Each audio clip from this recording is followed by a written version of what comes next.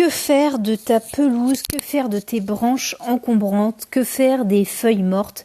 Si on regarde les choses dans leur ensemble, ça fait pas mal de tours à la déchetterie et en plus avec le contexte du confinement, ça fait une contrainte supplémentaire. On n'a vraiment, mais vraiment pas besoin de ça en ce moment. De plus, si tu regardes dans la nature, la forêt pour ainsi dire, parce que c'est vraiment mon modèle, ou même un champ de fleurs sauvages, on ne voit pas en fait des tas de branches, on voit pas un gros tas de pelouse, on voit pas un énorme tas de feuilles mortes, tu vois, le long d'une route. C'est souvent la main de l'homme qui est à l'origine de tous ces amas de déchets. La nature, elle fonctionne comme un cycle sans fin. Quand tu regardes une forêt sur un an, tu vois des arbres nus, par exemple, pour l'hiver, puis aux premières lueurs du printemps, les feuilles reviennent, puis les fleurs, les fruits. Ensuite vient l'automne, les feuilles tombent et l'hiver de nouveau.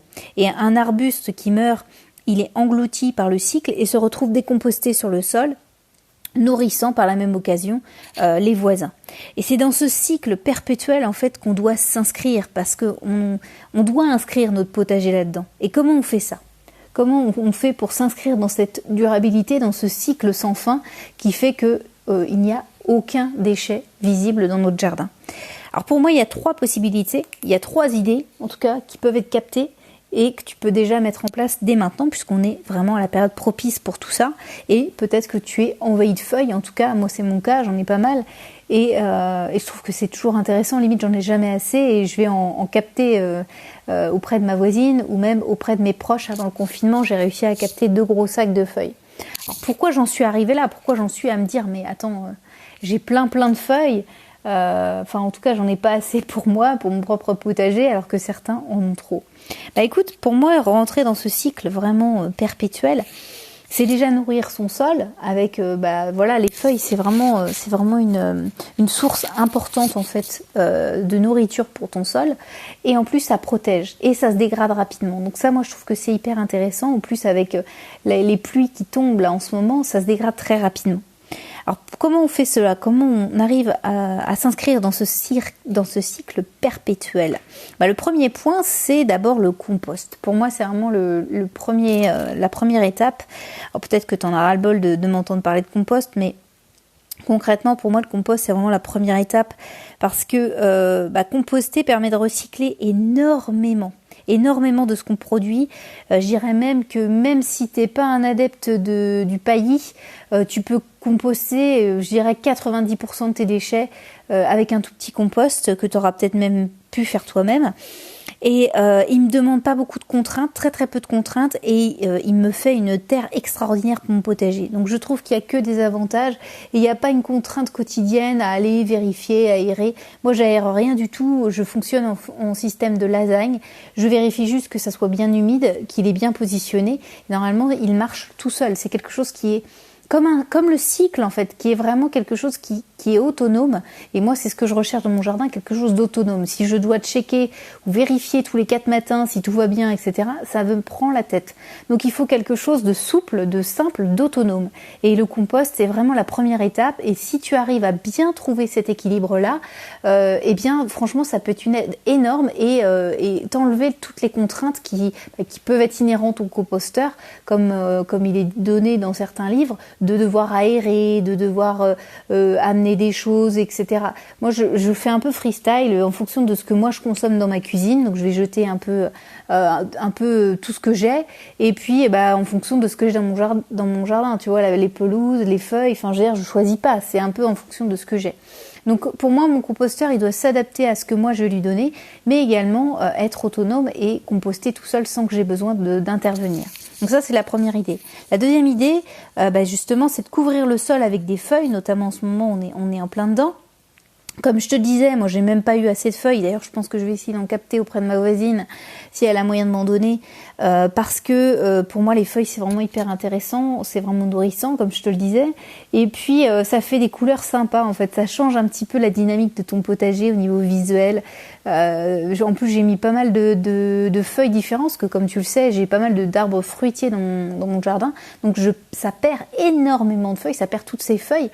Et donc entre le cerisier qui perd perd des feuilles plutôt vertes, un petit peu orange, et puis les poiriers qui perdent des petites feuilles qui sont toutes rouges. Ça fait vraiment un patchwork assez intéressant. J'aime beaucoup l'automne par rapport aux couleurs que ça peut donner. Et tu retrouves un petit peu ce tapis en fait dans ton potager. Donc je trouve ça assez intéressant sur tous les plans en fait. Si tu veux, moi je jette mes feuilles, hein, je ratisse un petit peu pour essayer de niveler un petit peu tout ça, mais voilà, maintenant c'est installé et j'ai plus qu'à attendre que ça se dégrade tranquillement, que ça fasse le nécessaire. Ça va protéger mon sol, ça va le nourrir en même temps, ça fait comme un composteur en fait à ciel ouvert. Donc non seulement ça protège mon sol pour cet hiver, donc j'ai plus d'agression, tu vois, avec des pluies diluviennes, c'est pas grave, ça tape sur les feuilles, donc c'est très bien. Ça va le nourrir et puis une fois que ça sera bien décomposté, et décomposé aussi, moi j'arriverai au printemps pour planter de nouvelles choses. Donc voilà, moi je trouve que c'est hyper intéressant.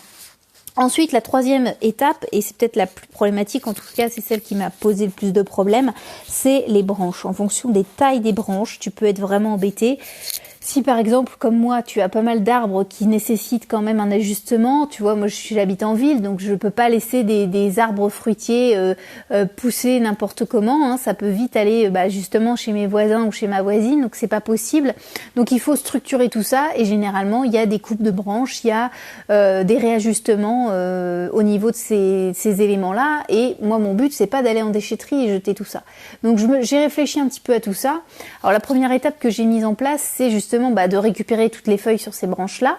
Déjà, ça c'est la première étape. Et la deuxième, c'est de couper ces branches, si elles sont pas trop grosses, de les couper en petits morceaux et de les jeter dans le composteur.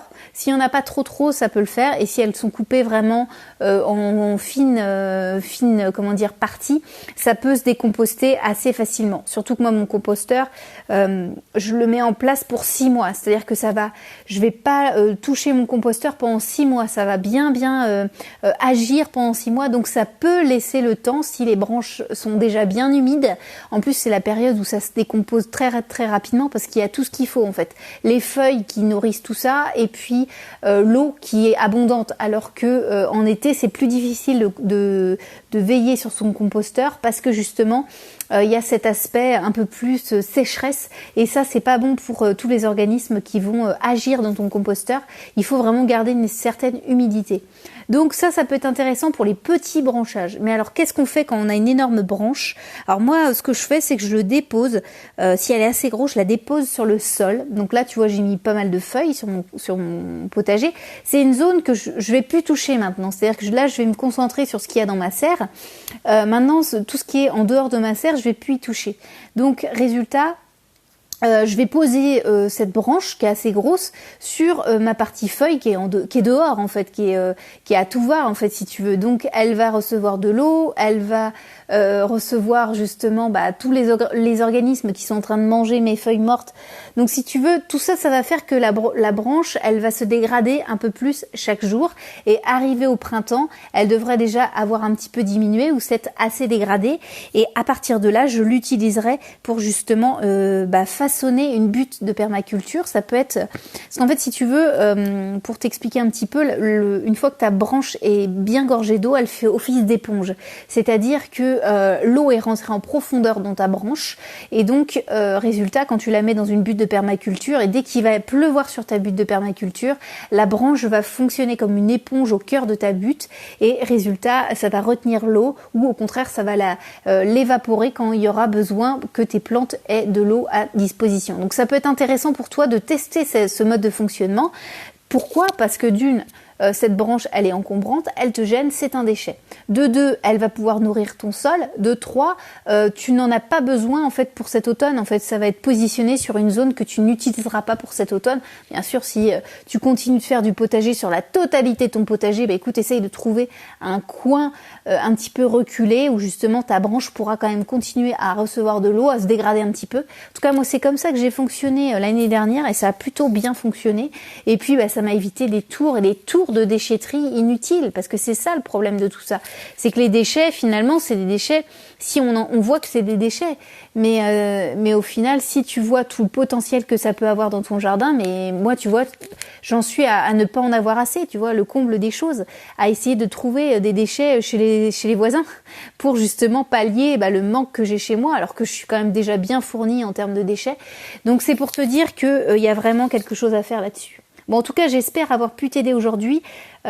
Composte bien. Si t'as pas encore commencé un composteur, franchement, c'est pas sorcier. Il faut arrêter de stigmatiser tout ça, de dire que c'est prise de tête. Moi, vraiment, je suis partisan du moindre effort. Donc vraiment, le compost, il est bien positionné. Il n'y a pas de souci. D'ailleurs, on pourra en discuter un autre jour si tu veux.